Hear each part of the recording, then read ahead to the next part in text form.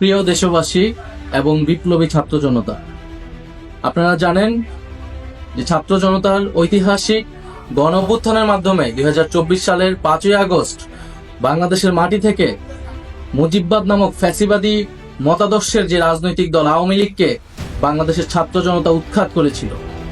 কিন্তু আমরা দুঃখের সাথে দেখছি যে এতদিন হয়ে যাওয়ার পরেও সেই আওয়ামী লীগের ব্যানারে আওয়ামী লীগের লোকেরা এই বাংলাদেশের মাটিতে এখনো মিছিল করার সাহস পায় এবং এই অন্তর্বর্তী সরকারের পক্ষ থেকে তেমন দৃশ্যমান উদ্যোগ নেওয়া হয়নি এই আওয়ামী লীগকে নিষিদ্ধ করার বা আওয়ামী লীগের বিচার কার্যক্রমকে দৃশ্যমান করার। আমরা 5ই আগস্টের পর থেকে ছাত্র জনতা বলে আসছি যে আওয়ামী লীগ কোনোভাবেই বাংলাদেশের মাটিতে রাজনীতি করার নৈতিক কোনো অধিকার রাখে না এবং তার আইনি বন্দোবস্তও করতে হবে। আওয়ামী লীগ গত 1.5 দশক ধরে বাংলাদেশে একটি ফ্যাসিজম কায়েম করেছে। বাংলাদেশে কয়েকটি গণহত্যার সাথে আওয়ামী লীগ জড়িত।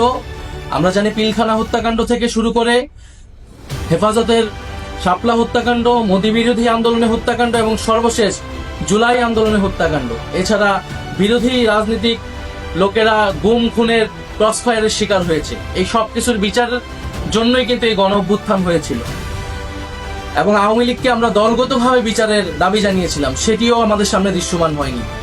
ফলে আমরা আবারও রাজপথে নামতেছি। আবারও বলতে চাই যে আওয়ামী লীগকে দলগতভাবে বিচার কার্যক্রমে আওতায় আনতে হবে এবং আওয়ামী লীগের যত অঙ্গ সংগঠন আছে তাদেরকে নিষিদ্ধ করতে হবে। অলরেডি ছাত্রলীগকে নিষিদ্ধ করা হয়েছে, যুবলীগ সহ অন্যান্য অঙ্গ সংগঠনকে নিষিদ্ধ করতে হবে। বিচার চলাকালীন তার নিবন্ধন বাতিল করতে হবে এবং রাজনৈতিক সাংগঠনিক কার্যক্রম নিষিদ্ধ করে আইন বাস্তবায়ন করতে হবে। সেই উদ্দেশ্যে আগামীকাল 2রা মে বাদ জুমা জাতীয় নাগরিক পার্টি ঢাকা মহানগরীর উদ্যোগে বাইতুল মোকাররমের দক্ষিণ গেটে একটি বিক্ষোভ সমাবেশের আয়োজন করা হচ্ছে। আপনারা দলে দলে সেই বিক্ষোভ সমাবেশে যোগদান করুন এবং গণ অভ্যুত্থানের যে আমাদের প্রতিশ্রুতি ছিল যে একটি ফ্যাসিস্ট মুক্ত বাংলাদেশ তৈরি করা, ফ্যাসিজমকে আর কখনোই বাংলার মাটিতে জায়গা করতে না দেওয়া এবং আওয়ামী লীগের যে গণহত্যা যে অপরাধ তারা করেছে সেই সকল কিছুর বিচার নিশ্চিত করা, এই সব কিছু আমাদের জুলাই আন্দোলনের প্রতিশ্রুতি এবং আমাদের শহীদদের প্রতি আমাদের প্রতিশ্রুতি।